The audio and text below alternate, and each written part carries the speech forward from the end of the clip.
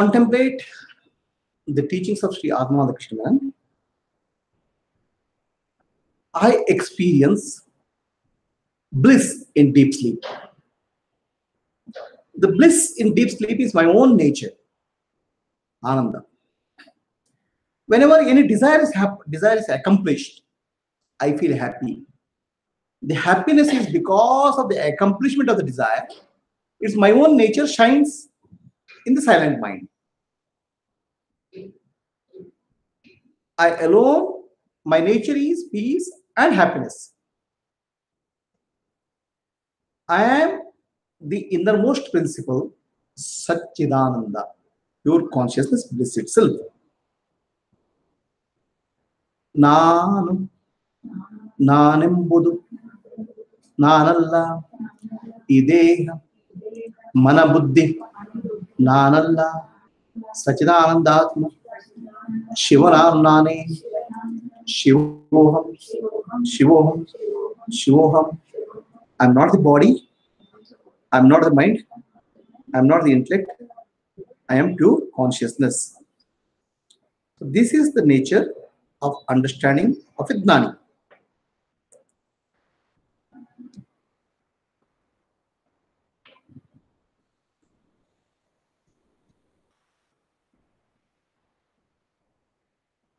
Between two thoughts, there is a gap. Okay? Thoughts are not continuous. We may not be able to recognize the gap, but there is a gap. Between two feelings, there is a gap. In that feeling, in that gap, who is there? I alone exist. The consciousness alone, pure consciousness alone exists. Okay? Thoughts and feelings, where they come from? There's nothing else to come from. They rise in consciousness and fall back into consciousness. Like waves come and they go. Okay? The thoughts and feelings appear in consciousness and fall back into consciousness. They don't have any other place to go. Consciousness is like a screen on which feelings and thoughts rise and fall. I am the light of consciousness.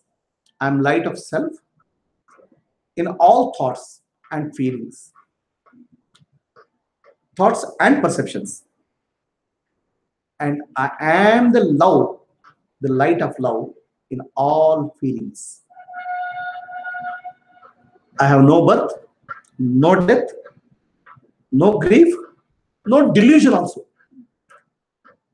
no ignorance. I transcend all bondage and liberation. Bondage and liberation is not there for the self, I.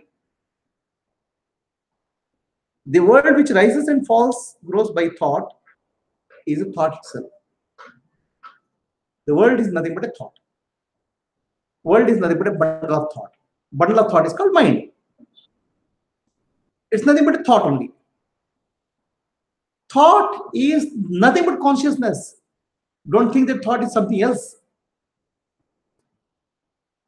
Okay, thought is consciousness, and consciousness is me, myself. Therefore, the whole world is consciousness only, which is myself. I am perfect and indivisible. So then what is the point of saying I am not the body, I am not the mind, I am not the intellect?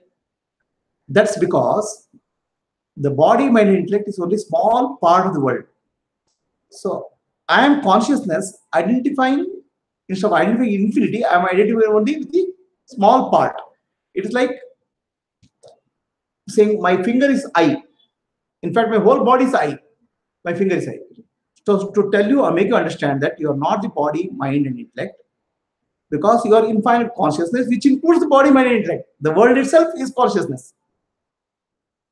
Okay, that is the purpose of saying you are not. I am not the body, mind, and intellect.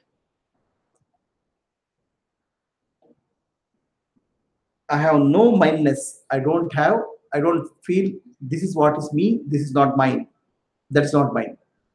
Attachment or ego. I am eternal non-doer. I am non-doer. One is if is infinite. What can you do? Nothing can be done. I am pure. I don't depend on anything else. I am self-dependent and I am self-luminous. Self-luminous means I know my existence. Nobody has to tell me I exist. Attributeless. There are no attributes for me. Changeless and unconditional.